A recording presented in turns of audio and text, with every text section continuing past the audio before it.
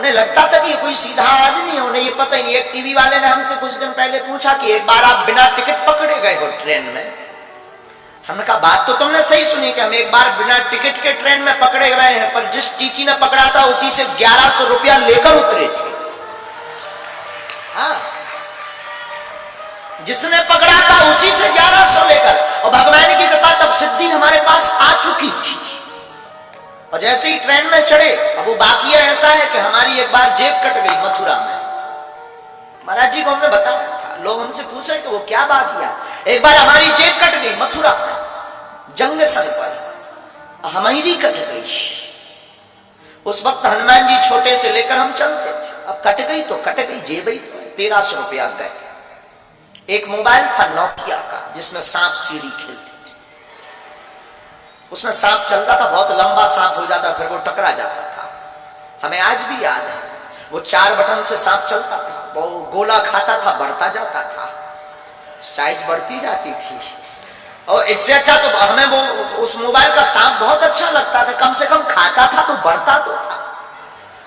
आज कई लोगों के बड़े बड़े खाते बढ़ नहीं रहे, कई लोगों के तो इतने खाते बढ़ नहीं रहे। तो वो मोबाइल था, वो भी गया चोरी में से, जेब कट गई। चोरों का हमारा पुराना नाता है। अब सोचा कि ट्रेन की टिकट, पैसे ही नहीं है, टिकट कौन कटवाए। हमने भीतर ही भीतर, ऐसा नहीं है कि हमारी कोई हनुमान जी से बात होती है, नहीं, भीतर ही भीतर हम मन में बात करते हैं और भीतर ही कोई जवाब हमें देता है। हमें ये भरोसा वो हनुमान जी है। हमने कहा कौ बजरंग बली, टिकट ही नहीं है, रुपया भी नहीं, अब कैसे चलेंगे। भीतर से बोले एसी में चलेंगे।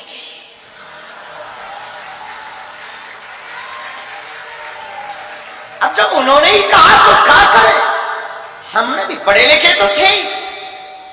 एसी A1 डब्बा पड़ा, A1 रेलगाड़ी आई, रात का समय, चढ़ गए।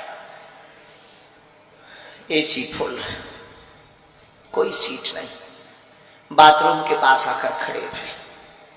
ऐसे हमारे जैसे लोगों को ऐसे ही खड़ा होना मिलता है, लेकिन एसी में थे, वो एसी का मजा ना ले। हम बहुत समझदार आदमी बचपन से ही, इतने इंटेलिजेंट है कि हम एसी का बार बार गेट खोलकर एसी की हवा में बंद कर दे, फिर खड़े हो जाए। बाहर में गया, एसी में आए, एसी का मजा नहीं लिया तो क्या काम का, बार बार डक्के खोले और लोग जो लेटे थे वो देखे कि कर क्या रहा। लेकिन हम कहा तुम सो, कुछ ऑक्सीजन लेवल फिट कर रहे हैं। खोले, फिर टीटी आया, आज भी हमें याद है, अमर सिंह, टिकट। हमने कहा टिकट होती तो यहां खड़े होते, भाई साहब कहकर तुम जगाते, हम सीट पर होते। होने लगा, तब आयु हमारी यही कोई 14 साल 15 साल की। होने लगा कि ये कोई बच्चा है, बेटा ये एसी का डब्बा है, आगे ट्रेन रुकेगी, जनरल में चले जाना। उसने हमको ये सलाह दी, लेकिन हम सलाह किसकी माने। हमने कहा एसी में ही, जनरल में ही जाना होता तो एसी में आते। तब तो फिर वो अंग्रेजी बोलने लगा, टीटी 1250 रुपए, 1250 रुपया फाइन लगेगा, 6 माह जेल होगी, रुपया भरना पड़ेगा, ये वो दुनियादारी।